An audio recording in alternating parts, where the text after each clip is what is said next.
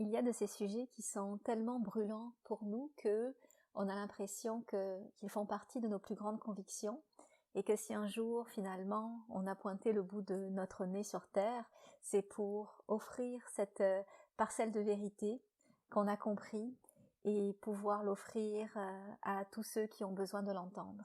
Et je pense que chacun, dans notre fort intérieur, on a des convictions, et finalement, quand on parle de mission de vie, quand on parle de venir offrir quelque chose au monde, où on va sentir qu'on se sent utile, ben ça part de nos convictions profondes.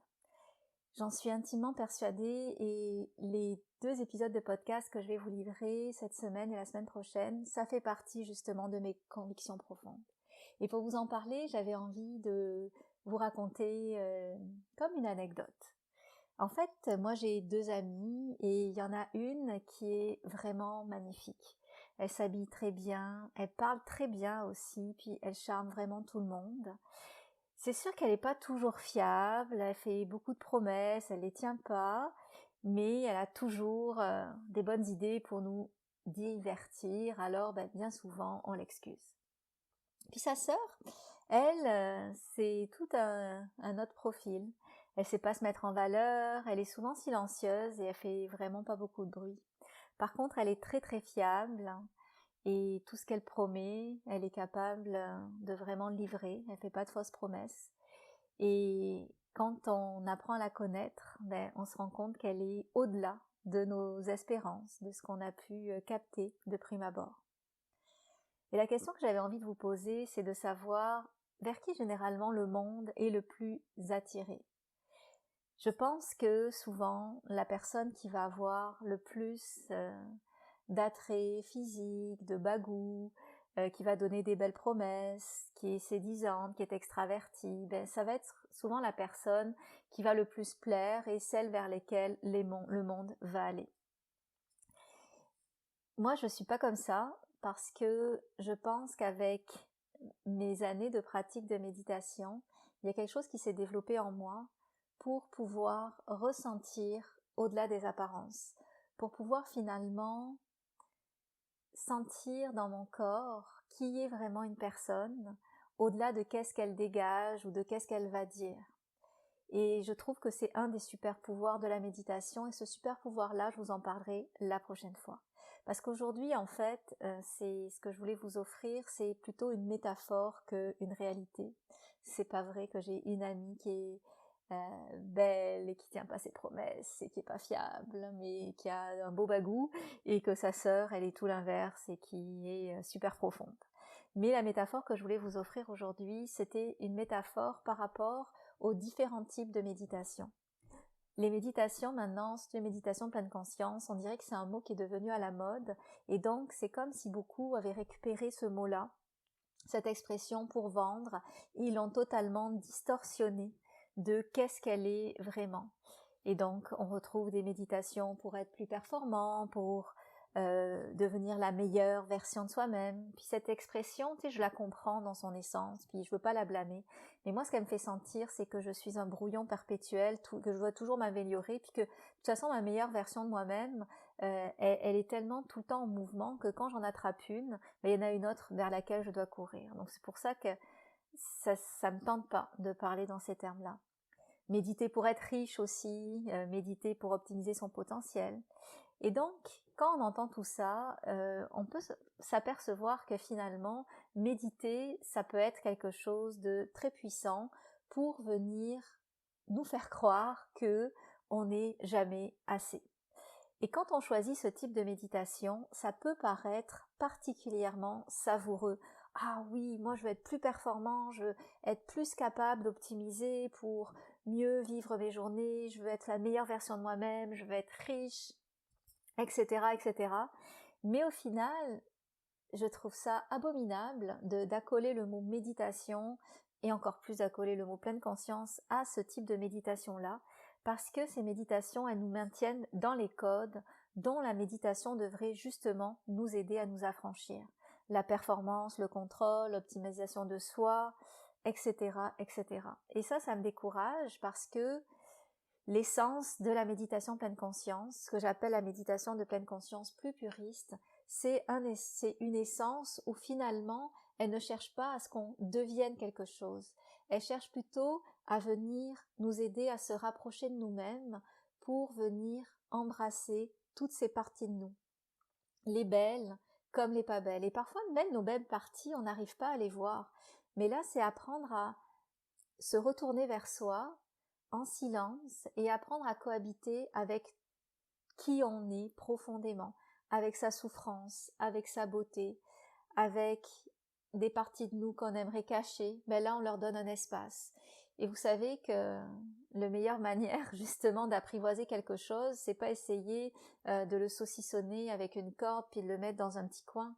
Non, au contraire, c'est de lui donner l'espace. Donc toutes ces parties de nous qu'on voudrait ne pas voir parce qu'on n'est pas fier d'elles, toutes ces parties de nous qui sont souffrantes et qu'on voudrait ne pas ressentir, mais c'est justement les codes d'une méditation puriste qui va nous apprendre le mieux à les apprivoiser, à leur donner un espace avec douceur, avec bienveillance, et aussi à venir comme les accepter quelque part, leur offrir tout ce qu'il faut pour que elles puissent commencer à guérir ou commencer à s'apaiser.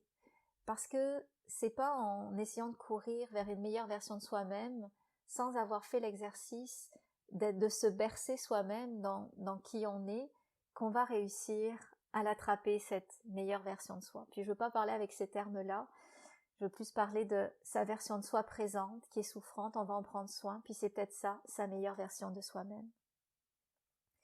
Et quelque part, quand je vous dis ça, c'est peut-être un peu moins sexy que de dire fais ceci, fais cela, la méditation, de telle méditation va t'apporter une meilleure performance, va t'aider à faire ceci, va faire cela, mais c'est toujours un point de départ. Il y a une phrase que j'adore qui est de Christophe André qui dit que je l'aime cette phrase, c'est se dire on ne peut pas quitter un endroit où on n'a jamais accepté d'aller, de même on ne peut pas se libérer d'une souffrance qu'on n'a pas accepté de ressentir. Et ce point de départ-là, il n'y a rien d'autre que la méditation qui peut nous aider à le traverser. Il n'y a rien d'autre que la méditation ou d'autres approches, peut-être de thérapie, qui vont pas nous faire réfléchir à notre souffrance, mais ressentir, mais elles ont quand même un abord de pleine conscience, ces thérapies-là. Il n'y a rien d'autre que ça qui va nous permettre de venir à la rencontre de nous-mêmes. Et moi, ce que je trouve magnifique là-dedans, c'est que le chemin, il n'est pas forcément, il n'est pas forcément sexy de dire, fais silence et viens à la rencontre de toi pour bercer tes parties souffrantes. C'est peut-être un peu moins sexy que de dire, méditer pour révéler ton potentiel ou autre. Mais je pense que, justement, on a besoin d'un monde plus tard où on arrête de nous mettre du bruit autour de qui on devrait être, ce qu'on devrait faire, être toujours performant, être toujours mieux, être toujours en devenir. Moi, je trouve que ça nous épuise et c'est pas un monde dans lequel je veux vivre. Moi, ce que je veux, c'est un monde où on apprend à être, on apprend à cohabiter avec qu'est-ce qui nous arrange, qu'est-ce qui nous dérange, on apprend à faire face, on apprend à laisser de l'espace, on apprend à se laisser de l'espace. Et finalement, si on s'arrête là, on peut se dire, ok, ton monde, il est correct, mais il n'est pas aussi appétissant que d'autres promesses, n'est-ce pas? Parce que juste avant, tu me parlais d'une méditation qui allait peut-être me rendre riche. Oui, peut-être, mais c'est un point de départ. Imaginez une société qui apprend à s'arrêter pour venir ressentir sa souffrance et voir sa beauté. Imaginez une société qui apprend à ne pas toujours fuir qui cherche pas toujours à être mieux, à être plus, à devenir, mais une société qui apprend à être en présence de qui elle est. Et quand je parle de la société ici, on parle de chaque personne qui compose cette société, donc on parle de vous, de moi, et de vous à côté, et de vous à côté, donc presque tous ces corps qui accueillent les oreilles qui m'écoutent en ce moment, c'est ça notre société. Et donc choisir une façon de méditer que j'ai appelée plus puriste, la pleine conscience puriste, une façon de méditer qui fait pas des grandes promesses, c'est le point de départ pour que autre chose change. Parce qu'à partir du moment où on va être capable de retourner en soi, de s'observer dans une forme de silence, même si c'est pas toujours agréable, même si on sent qu'on n'est pas toujours déchiffrable comme humain. Se laisser tout cet espace-là, il va y avoir quelque chose qui va s'apaiser en nous. Et la prochaine étape, ça va être quoi? Ça va être que on va petit à petit s'aimer un peu plus, s'accepter un peu plus. La chaîne logique, c'est que se donner cet espace-là, on va accepter qu'est-ce qui vit en soi. Plus on va accepter ce qui vit en soi, plus on va créer des liens en soi, parce qu'on se sera reconnecté à nous-mêmes, on se sera reconnecté à nos émotions. Et donc, on se sera aimé suffisamment pour venir pleinement se voir tel qu'on est, avec nos défauts, avec nos qualités, et plus finalement poursuivre vers un idéal, une meilleure version de soi-même, qui est une injonction encore donnée par ce que Isabelle Miron, et j'adore l'expression, appelle la grande fiction. Alors, c'est ça la promesse de la pleine conscience puriste. Et quelque part, ce que j'aimerais montrer, c'est que quelque chose qui est simple à la base, qui n'a pas de fioritures, qui n'a pas plein de guirlandes de Noël, de clignotants pour nous attirer, quelque chose qui paraît modeste en apparence a un énorme potentiel. Et c'est vraiment ça que je prône avec Let It Be depuis les débuts. D'ailleurs, ça le dit, Let It Be, hein? Laissez être ce qui doit être, d'accord? C'est pas let it go, enlève ce qui va pas. Non, non, c'est let it be. Parce que quand on arrive à cet espace en soi où on se laisse tout l'espace pour être, il y a une autre intelligence à l'intérieur de nous, autre que notre intellect, autre que les codes de la grande fiction nous a inculqués, et qui vient finalement nous ramener à notre vraie nature. Une nature qui est faite d'amour pour nous-mêmes, d'amour pour l'autre, de plus de bienveillance, mais aussi, ça va être l'objet de mon prochain podcast, de souveraineté par rapport à soi. Et le mot souveraineté, je vous en parlerai la prochaine fois avec encore plus d'ardeur, mais c'est un mot que je trouve très très très important, et c'est l'objet d'une masterclass que je vais offrir le 6 juillet, qui est justement pensée pour apprendre à redevenir souveraine.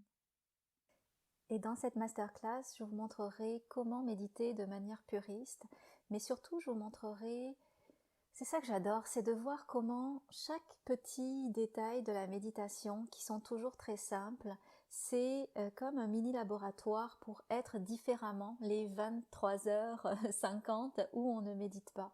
Et c'est de comprendre comment on peut développer une façon d'être à soi-même, à ses émotions, à sa souffrance, à sa beauté, à tout ce qu'on porte, et qui finalement va s'extrapoler après sous une façon d'être différente, qui va vraiment nous apprendre à se ficher la paix. Mais aussi dans cet apprentissage de la méditation, je vais vous montrer, puis c'est le deuxième mythe que je vais casser dans mon prochain épisode de podcast, comment finalement, quand on vient s'habiter, quand on devient plus solide, grâce à la méditation, à ce retour à soi, quand on est capable de faire face à qui on est, naturellement on va devenir plus solide pour être moins tolérant à la bullshit, dire plus qu'on pense, s'affirmer mieux, mais de manière passive. Et donc ça vient contrecarrer le fait qu'on pense que la méditation, ça va nous rendre mou, n'est-ce pas? Au contraire, on va toujours rester bienveillant, mais on va savoir s'affirmer. Donc c'est vraiment une masterclass incontournable, que vous méditiez déjà, que vous voulez réapprendre à méditer, que vous souhaitez vous lancer dans le monde de la méditation. C'est le bon moment parce que ce sera un message qui va vous aider au-delà de apaiser le mental, devenir être plus zen ou bienveillante. Ça va être dans des sphères qui vont venir vous permettre d'être totalement différent à vous-même et par rapport à la vie, et qui vont évidemment être loin de toutes les injonctions dont on a parlé dans ce podcast. Alors je vous mets, c'est le 6 juillet, en soirée, heure du Québec, l'enregistrement est disponible et je vous mets tous les détails dans les commentaires. Merci de m'avoir écouté.